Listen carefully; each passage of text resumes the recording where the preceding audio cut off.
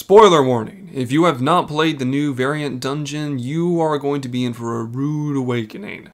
So if you want a completely authentic experience with the new dungeon type, then go do it real quick and then come back here. But for those of you that have already done the dungeon or simply don't care, welcome. And if you haven't already, make sure you subscribe for more lore content, memes, or whatever I come up with every week.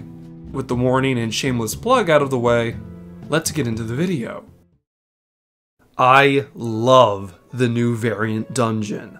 Now, as a storytelling channel and Final Fantasy XIV enthusiast, I can understand why many people might think that I might be saying this on the terms of, oh, he's just trying to shamelessly plug his favorite MMO. And well, in some regards, you might be right. But there are many things about Final Fantasy XIV I think have needed work for an extended period of time. And frankly, the new variant dungeon have checked off a lot of the boxes I thought Final Fantasy XIV was missing. So, understandably, I have to give credit where it's due.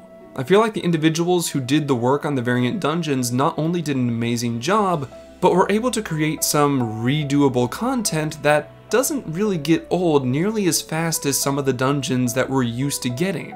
As such, allow me to explain why I'm really excited for this new dungeon type. First off, we have to understand my interpretation of things like the MSQ and storytelling within Final Fantasy XIV. For those of you that don't believe me, yes, I do in fact love Final Fantasy XIV's story and side content. I don't think I would have made more than 100 videos dedicated purely to this world if I didn't enjoy it. However, there are some aspects of 14 storytelling that are weaker than others. For example, while the MSQ is great for keeping players entertained and focused on the material in front of them, it does a very poor job at world building. It might sound like an odd nitpick, but honestly, it's true. If I was to make a comparison, I would say that the MSQ in Final Fantasy XIV is like a roller coaster, a really fun roller coaster.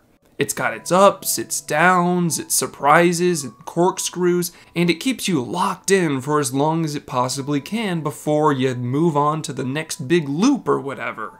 But that's the problem. Rarely, if ever, does the MSQ take a moment to breathe and explain why things are happening, or more importantly, why you should care.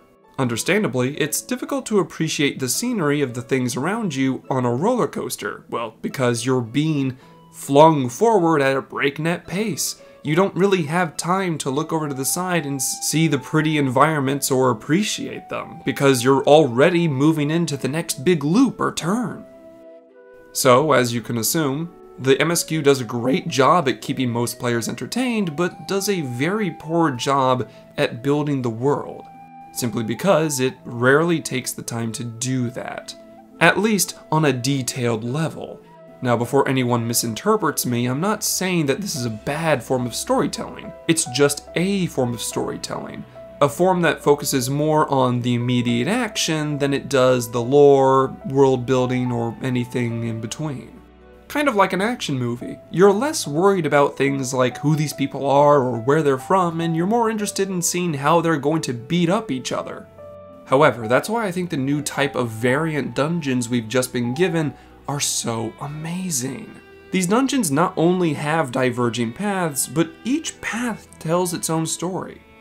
In the current variant dungeon we have, there are 3 paths, each telling a different part of history for Ul'dah and Sildee. One path has to do with Nanamo's parents, with whom we know very little. Another path has to do with Ul'dah's old reputation with the Amalj'aa. And the third path has to do with the civilization of Sildee itself. And when I took that path, frankly, I was floored. Getting to see Sildee architecture up close and personal for the first time left me so curious to see more.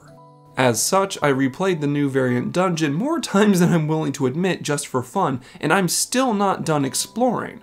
Eventually, I'll make a video explaining the dungeon and every path, but I'm going to definitely take my time with this and process all the information. And something that's going to help me with that is the new lore book that every variant dungeon seems like it's going to get. With every unique path you choose in the variant dungeon, you seem to get another page in this book. something that helps to elaborate on either the dungeon, the path you chose, or some aspect of lore similar to it in the first place. Of course, this kind of expository dialogue is similar to the Bojin records that you kind of collected while doing the Bojin Southern Front, which I thought was cool, but this variant dungeon is so much more involved. Over the course of the dungeon, you hear dialogue from Nanamo as she sort of explains her interpretation or view of everything you're seeing. This not only helps expand on the lore of the area, but it helps you get to understand her as well. More dialogue from her character gives you a better read of what kind of character she is in the first place.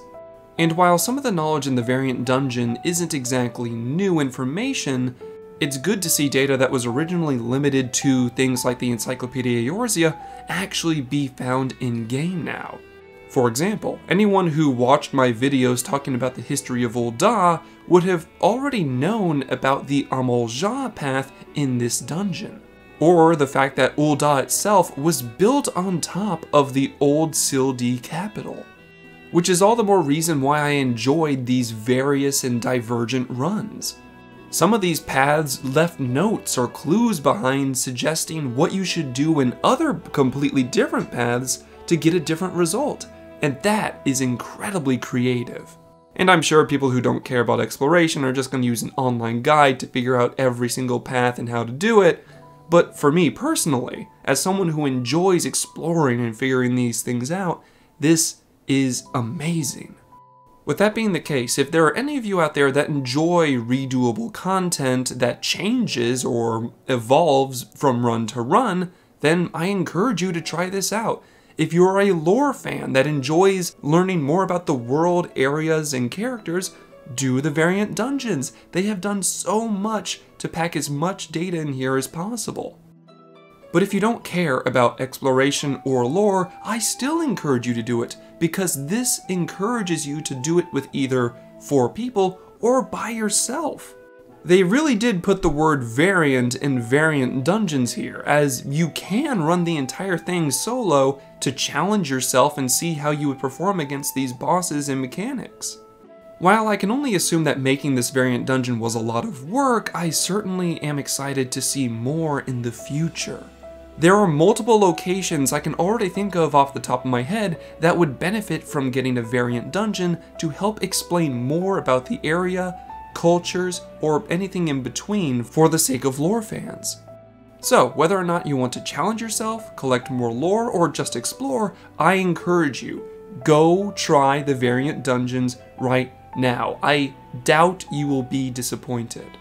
And the reason I want people to try this is because I want to see more material like this within Final Fantasy XIV. Things that go out of their way to explain more about the world and maybe get players excited about the lore and history of this game. I, for one, definitely want to see more creative license like this in Final Fantasy XIV in the future, and if you agree with me, by all means, let me know in the comment section, or heck, if you already knew some things about this dungeon because of my videos, let me know that as well. I'm very curious to see what I might be able to elaborate on further in the future. But as you leave your comment, hit that subscribe button, and hit that like button, I will be on my way redoing this dungeon even more times to try and get every path unlocked, get all of the lore organized, and figure out how best to address this content later down the road. And during this entire conversation, I didn't even address the harder difficulty modes of this dungeon, which I haven't done yet and I am excited to try, which I most likely will attempt to do right now. So, I hope everyone's enjoying patch 6.25 and the variant dungeon alongside me. But with all that out of the way, I have some more writing and exploring to do. So, until next we meet, stay safe my friends.